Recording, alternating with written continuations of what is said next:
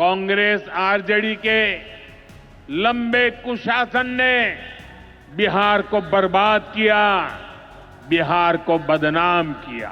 बिहार के विकास के लिए समर्पित हमारे लाडले मुख्यमंत्री नीतीश कुमार जी, ये जो जंगल राज वाले हैं, इनको हमारी धरोहर से, हमारी आस्था से नफरत है। हमारे जो नाविक साथी हैं, जो मछुआरे साथी हैं, इनको पहले की सरकारों ने कोई फायदा नहीं दिया। भारत माता की अंगराज दानवीर कर्ण की धरती, महर्षि मैही के तपस्थली, भगवान वासुपूज्य के पंच कल्याणक भूमि, विश्व प्रसिद्ध विक्रमशिला महाविहार, बाबा बूढ़ानाथ के पवित्र भूमि पे सब भाई बहन सैनिक के प्रणाम करे छिए।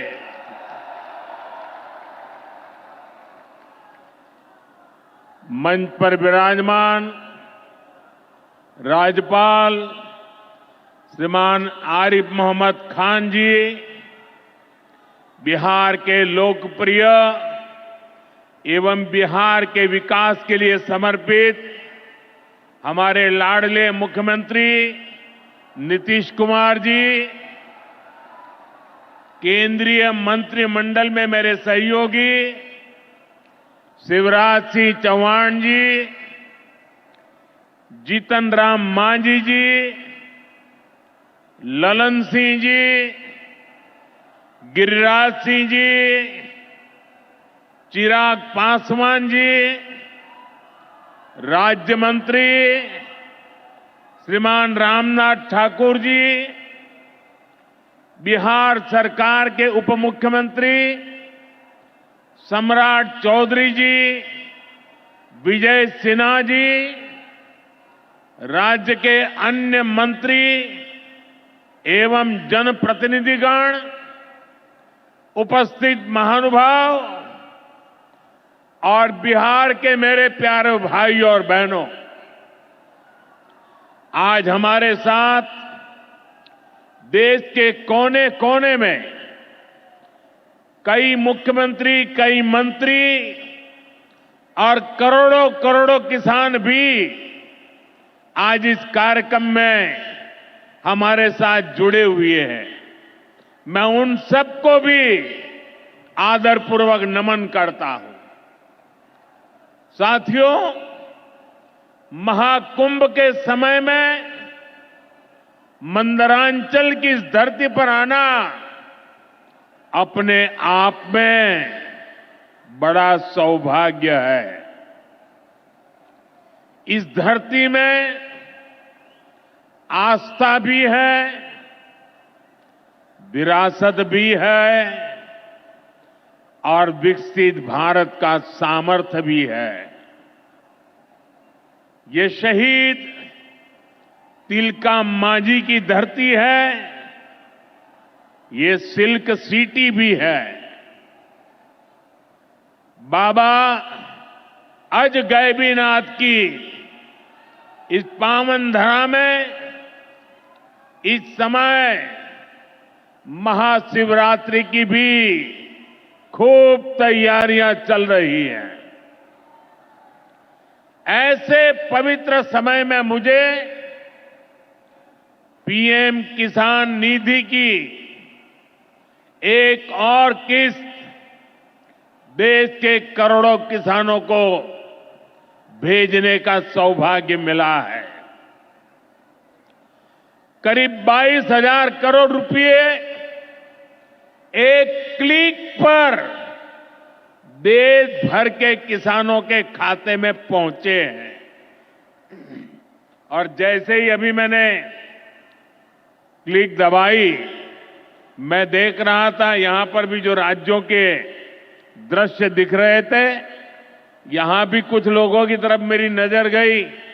वो फटाफट अपने मोबाइल देख रहे थे कि पैसा आया कि नहीं आया,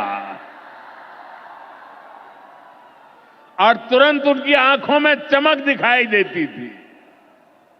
साथियों, आज जो किसान सम्मान निधि दी गई है, इसमें बिहार के भी 75 लाख से अधिक किसान परिवार है। बिहार के किसानों खाते में आज सीधे करीब 1600 करोड़ रुपए उनके खाते में पहुंच चुके हैं। मैं बिहार और देश के सभी किसान परिवारों को बहुत बहुत शुभकामनाएं देता हूं, बधाई देता हूं। साथियों, मैंने लाल किले से कहा है कि विकसित भारत के 4 मजबूत स्तंभ है। ये स्तंभ है गरीब, हमारे अन्नदाता किसान, हमारे नौजवान, हमारे युवा और हमारे देश की नारी शक्ति। एनडीए सरकार चाहे केंद्र में हो या फिर यहां नीतीश जी के नेतृत्व में चल रही सरकार हो, किसान कल्याण हमारी प्राथमिकता में है। बीते दशक में हमने किसानों की हर समस्या के समाधान के लिए पूरी शक्ति से काम किया है। किसान को खेती के लिए अच्छे बीज चाहिए, पर्याप्त और सस्ती खाद चाहिए, किसानों को सिंचाई की सुविधा चाहिए, पशुओं का बीमारी से बचाव चाहिए और आपदा के समय नुकसान से सुरक्षा चाहिए। पहले इन सभी पहलुओं को लेकर किसान संकट से घिरा रहता था। जो लोग पशुओं का चारा खा सकते हैं, वो इन स्थितियों को कभी भी नहीं बदल सकते। एनडीए सरकार ने इस स्थिति को बदला है। बीते वर्षों में हमने सैकड़ों आधुनिक किस्म के बीज किसानों को दिए। पहले यूरिया के लिए किसान लाठी खाता था और यूरिया की कालाबाजारी होती थी। आज देखिए, किसानों को पर्याप्त खाद मिलती है। हमने तो कोरोना के महासंकट में भी किसानों को खाद की कमी नहीं होने दी।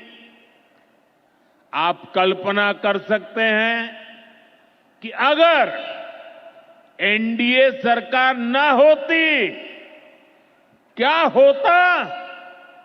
साथियों, अगर एनडीए सरकार न होती तो आज भी हमारे किसान भाई बहनों को खाद के लिए लाठियां खानी पड़ती। आज भी बरौनी खाद कारखाना बंद पड़ा होता। दुनिया के अनेक देशों में खाद की बोरी जो 3,000 रुपये की मिल रही है, वो आज हम किसानों को 300 रुपये से भी कम में देते हैं। एनडीए सरकार न होती तो यूरिया की एक बोरी भी आपको 3,000 रुपये की मिलती।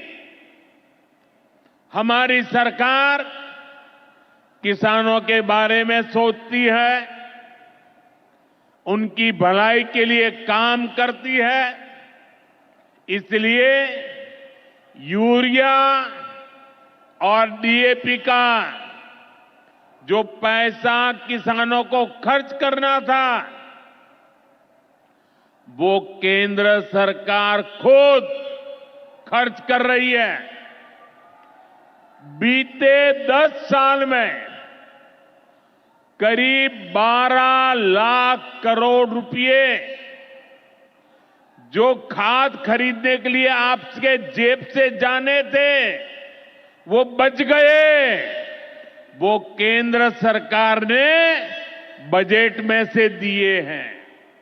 यानी इतना सारा पैसा, 12 लाख करोड़ रुपया देश के करोड़ों किसानों की जेब में बचा है। साथियों, एनडीए सरकार न होती तो आपको पीएम किसान सम्मान निधि ये भी नहीं मिलती। इस योजना को शुरू हुए अभी करीब 6 साल हुए हैं। अभी तक लगभग 3,70,000 करोड़ रुपए सीधे किसानों के खाते में पहुंच चुके हैं। बीच में कोई बिचौलिया नहीं, कोई कटकी कंपनी नहीं। 1 रुपया दिल्ली से निकले 100 पैसा सीधा पहुंचता है। ये आप जैसे छोटे किसान हैं, जिनको पहले सरकार की योजनाओं का पूरा लाभ नहीं मिल पाता था। छोटे किसानों का हक भी बिचौलिए हड़प कर लेते थे। लेकिन ये मोदी है, ये नीतीश जी है, जो किसानों के हक का किसी को नहीं खाने देंगे। जब ये कांग्रेस वाले, जंगल राज वाले सरकार में थे, तो इन लोगों ने खेती का कुल जितना बजट रखा था, उससे कई गुना ज्यादा पैसा तो हम सीधे आप किसानों के बैंक खातों में भेज चुके हैं। ये काम कोई भ्रष्टाचारी नहीं कर सकता है। ये काम वही सरकार कर सकती है जो किसान कल्याण के लिए समर्पित है। साथियों, कांग्रेस हो, जंगल राज वाले हो, इनके लिए आप किसानों की तकलीफ भी कोई मायने नहीं रखती। पहले जब बाढ़ आती थी, सूखा पड़ता था, ओला पड़ता था, तो ये लोग किसानों को अपने हाल पर छोड़ देते थे। 2014 में जब आपने एनडीए को आशीर्वाद दिया, तो मैंने कहा ऐसे नहीं चलेगा। एनडीए सरकार ने पीएम फसल बीमा योजना बनाई। इस योजना के तहत 2.25 लाख करोड़ रुपए का क्लेम किसानों को आपदा के समय मिल चुका है। साथियों, जो भूमिहीन है, जो छोटे किसान है, उनकी आय को बढ़ाने में एनडीए सरकार पशुपालन को बढ़ावा दे रही है।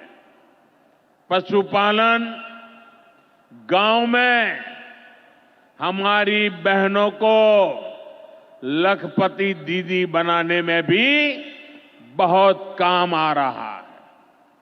देश में अभी तक करीब 1.25 करोड़ लखपति दीदी बन चुकी है। इनमें बिहार की भी हजारों जीविका दीदियां शामिल है। बीते दशक में भारत में दूध उत्पादन 14 करोड़ टन से बढ़कर, ये याद रखिए, 10 साल में 14 करोड़ टन दूध उत्पादन से बढ़कर के 24 करोड़ टन दूध उत्पादन हो रहा है। यानी भारत ने दुनिया के नंबर 1 दूध उत्पादक के रूप में अपनी भूमिका को और सशक्त किया है। इसमें बिहार की भी बहुत बड़ी भागीदारी है। आज बिहार में सहकारी दूध संघ प्रतिदिन 30 लाख लीटर दूध खरीदता है। इसके कारण हर साल 3,000 करोड़ रुपए से अधिक बिहार के पशुपालकों, हमारी माताओं बहनों के खाते में पहुंच रहे हैं। साथियों, मुझे खुशी है कि डेयरी सेक्टर को बढ़ावा देने के हमारे प्रयासों को राजीव रंजन जी, हमारे ललन सिंह जी बहुत ही कुशलता के साथ आगे बढ़ा रहे हैं। इनके प्रयासों से यहां बिहार में 2 परियोजनाएं तेजी से पूरी हो रही है। मोतीहारी का सेंटर ऑफ एक्सीलेंस बेहतरीन देसी नस्ल की गायों के विकास में मदद करेगा। दूसरा बरौनी का मिल्क प्लांट है। इस क्षेत्र के 3 लाख किसानों को फायदा होगा, नौजवानों को रोजगार मिलेगा। साथियों, हमारे जो नाविक साथी हैं, जो मछुआरे साथी हैं, इनको पहले की सरकारों ने कोई फायदा नहीं दिया। हमने पहली बार मछली पालकों को किसान क्रेडिट कार्ड की सुविधा दी है। ऐसे ही प्रयासों से आज मछली उत्पादन में बिहार शानदार प्रदर्शन कर रहा है। और अभी जैसे मुख्यमंत्री जी ने बताया, पहले मछली हम बाहर से लाते थे और आज मछली में बिहार आत्मनिर्भर बन गया है। और मुझे याद है 2014 के पहले 2013 में जब मैं चुनाव अभियान के लिए आया था, तब मैंने कहा था कि मुझे आश्चर्य हो रहा है कि बिहार में इतना पानी है, मछली हम बाहर से क्यों लाते हैं। आज मुझे संतोष है कि बिहार के लोगों की मछली की जरूरत बिहार में ही पूरी हो रही है। 10 साल पहले बिहार मछली उत्पादन में देश के 10 राज्यों में से एक था। आज बिहार देश के टॉप 5 बड़े मछली उत्पादक राज्यों में से एक बन चुका है।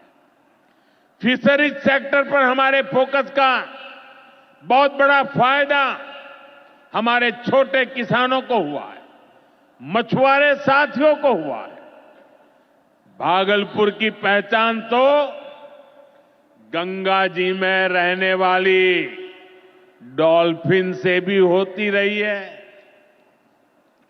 ये नमामि गंगे अभियान की भी बहुत बड़ी सफलता है। साथियों, बीते वर्षों में सरकार के प्रयासों से भारत का कृषि निर्यात बहुत अधिक बढ़ा है। इससे किसानों को उनकी उपज की ज्यादा कीमत मिलने लगी है। कई कृषि उत्पाद ऐसे हैं जिनका पहली बार निर्यात शुरू हुआ है, एक्सपोर्ट हो रहा है। अब बारी बिहार के मखाना की है। मखाना आज देश के शहरों में सुबह के नाश्ते का प्रमुख अंग हो चुका है। मैं भी 365 दिन में से 300 दिन तो ऐसे होंगे कि मैं मखाना जरूर खाता हूं। ये एक सुपर फूड है जिसे अब दुनिया के बाजारों तक पहुंचाना है। इसलिए इस वर्ष के बजट में मखाना किसानों के लिए मखाना बोर्ड बनाने का ऐलान किया गया है। ये मखाना बोर्ड मखाना उत्पादन, प्रोसेसिंग, वैल्यू एडिशन और मार्केटिंग ऐसे हर पहलू में बिहार के मेरे किसानों की मदद करेगा। साथियों, बजट में बिहार के किसानों और नौजवानों के लिए एक और बड़ी घोषणा भी की गई है।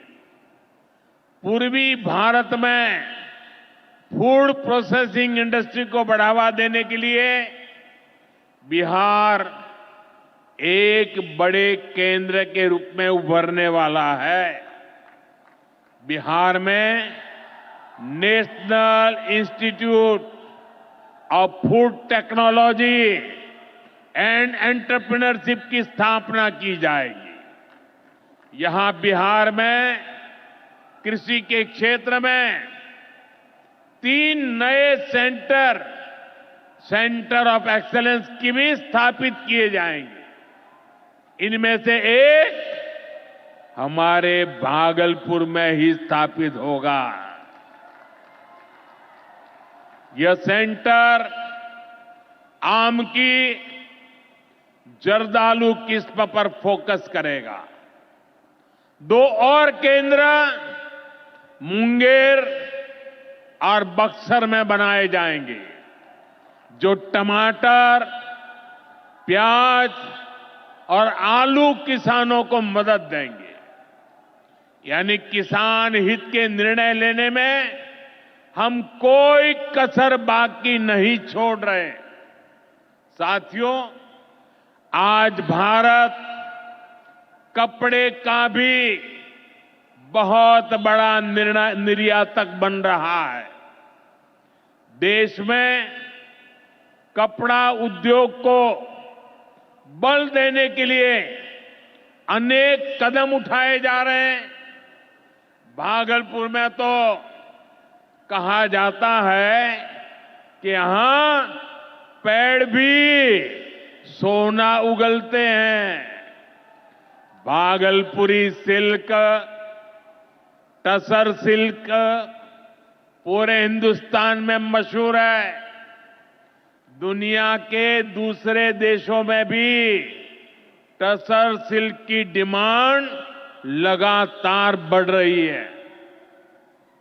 केंद्र सरकार रेशम उद्योग को बढ़ावा देने के लिए फैब्रिक और yarn dyeing unit, fabric printing unit, fabric processing unit, ऐसे इंफ्रास्ट्रक्चर निर्माण पर बहुत जोर दे रही है।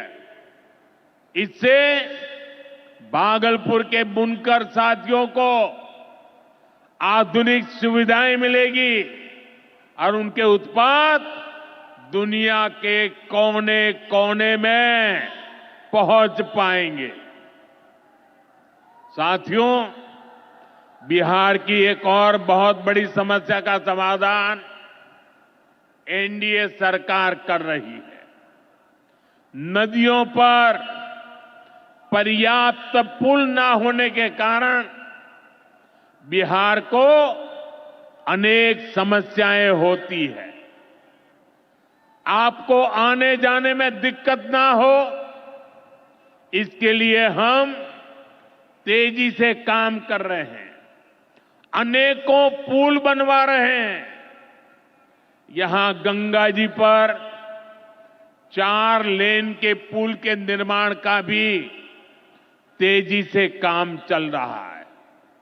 इस पर 1100 करोड़ रुपए से ज्यादा खर्च किए जा रहे हैं। साथियों, बिहार में बाढ़ से भी बहुत नुकसान होता है। इसके लिए भी हमारी सरकार ने हजारों करोड़ रुपए के प्रोजेक्ट स्वीकृत किए हैं। इस वर्ष के बजट में तो पश्चिमी कोसी नहर ईआरएम परियोजना के लिए मदद देने की घोषणा की गई है। इस परियोजना से मिथिलांचल क्षेत्र में 50,000 हेक्टेयर भूमि सिंचाई के दायरे में आएगी। इससे लाखों किसान परिवारों को लाभ होगा। साथियों, एनडीए सरकार किसानों की आय बढ़ाने के लिए अलग अलग स्तर पर काम कर रही है। भारत में उत्पादन बढ़े, दलहन और तिलहन में हम आत्मनिर्भर हो, यहां ज्यादा से ज्यादा फूड प्रोसेसिंग उद्योग लगे और हमारे किसानों के उत्पाद दुनिया भर तक पहुंचे। इसके लिए सरकार एक के बाद एक नए कदम उठा रही है। मेरा तो सपना है कि दुनिया की हर रसोई में भारत के किसान का उगाया कोई न कोई उत्पाद होना ही चाहिए। इस वर्ष के बजट ने भी इसी विजन को आगे बढ़ाया है। बजट में एक बहुत ही बड़ी पीएम धन धान्य योजना की घोषणा की गई है।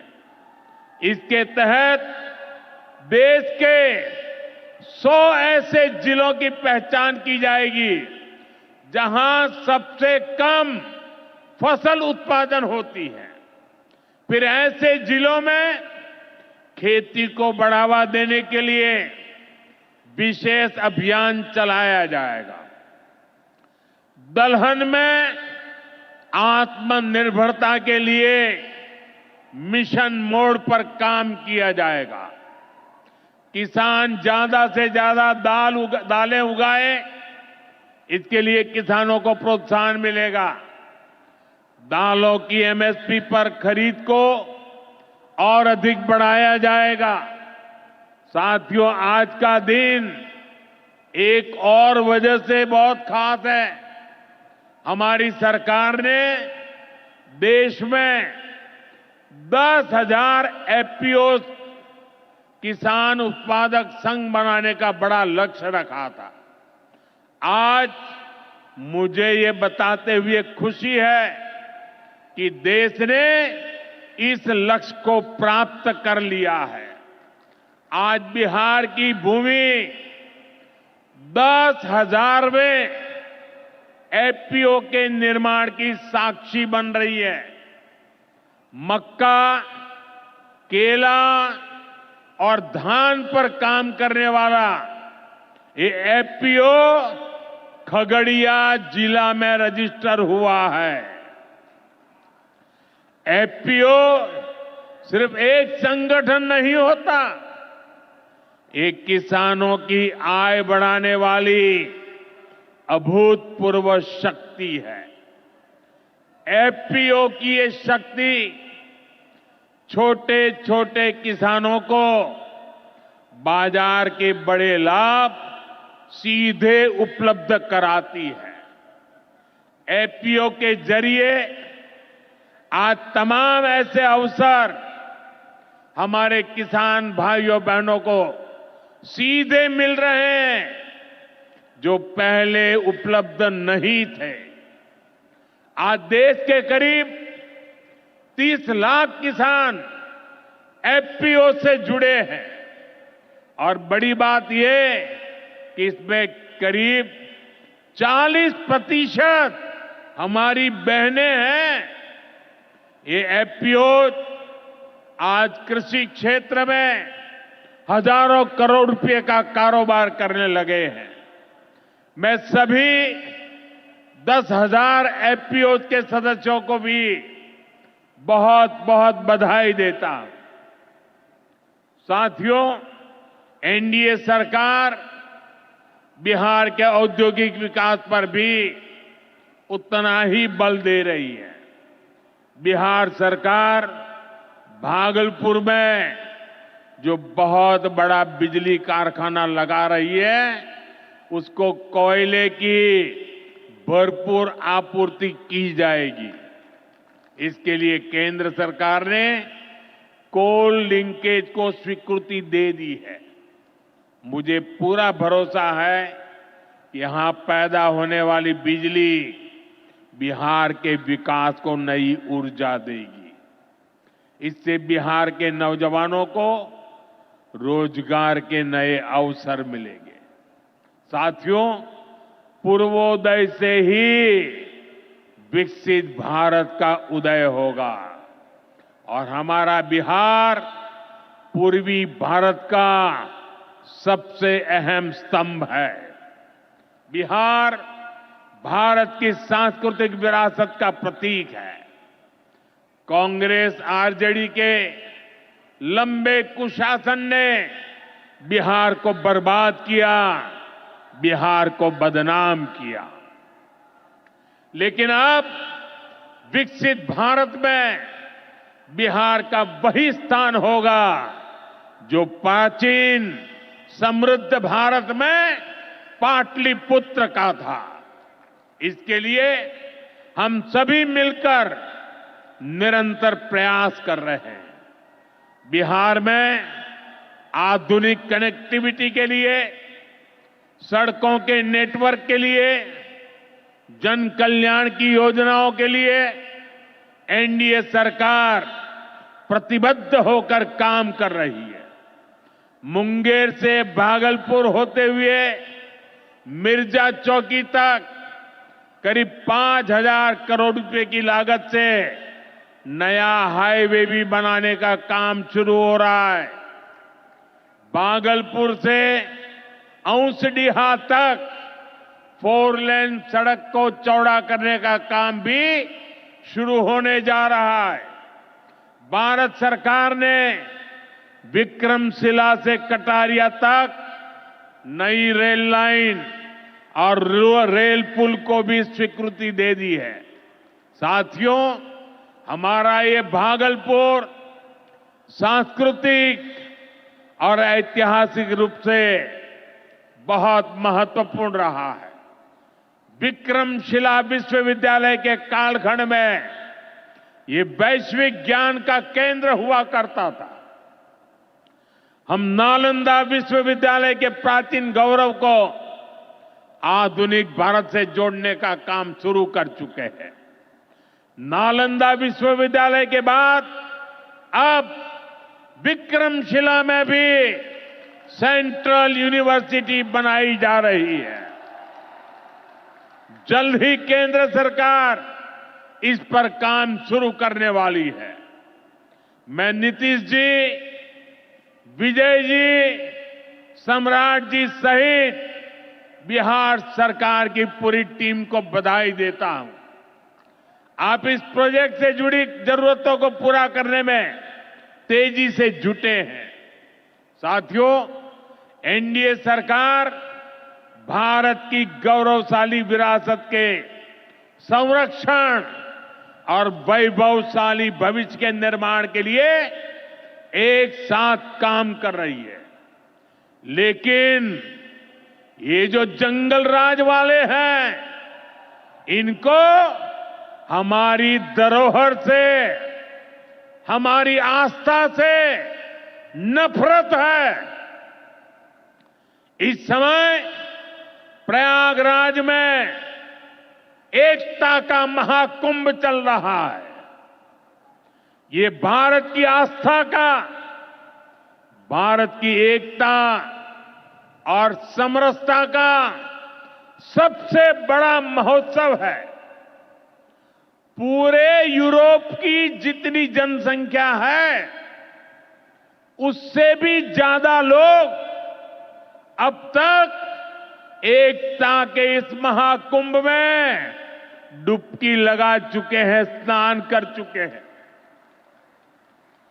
बिहार से भी गांव-गांव से श्रद्धालु एकता के इस महाकुंभ होकर आ रहे हैं। लेकिन ये जंगल राज वाले महाकुंभ को ही गाली दे रहे हैं। महाकुंभ को लेकर भद्दी भद्दी बातें कर रहे हैं। राम मंदिर से चिढ़ने वाले लोग महाकुंभ को भी कोसने का कोई मौका नहीं छोड़ रहे हैं। मैं जानता हूं, महाकुंभ को गाली देने वाले ऐसे लोगों को बिहार कभी भी माफ नहीं करेगा। साथियों, बिहार को समृद्धि के नए पथ पर ले जाने के लिए हम दिन रात ऐसे ही मेहनत करते रहेंगे। एक बार फिर देश के किसानों को और बिहार वासियों को बहुत बहुत बधाई। मेरे साथ बोले, भारत माता की, भारत माता की। बहुत बहुत धन्यवाद।